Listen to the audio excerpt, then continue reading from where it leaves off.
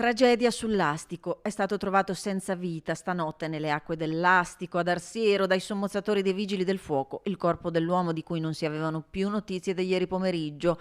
La vittima, Giancarlo Busin, operatore di droni 61enne del posto, si presume si fosse recato in contrapria nelle gole del torrente per girare delle immagini quando l'apparecchio sarebbe finito in acqua.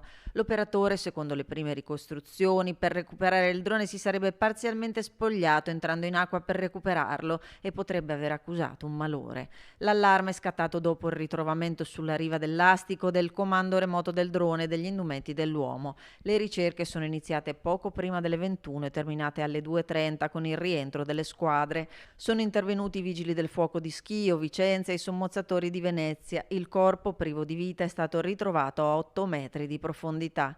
Presente sul posto anche personale del soccorso alpino che ha collaborato alle operazioni di ricerca dell'uomo. Le cause del probabile incidente sono al vaglio dei carabinieri.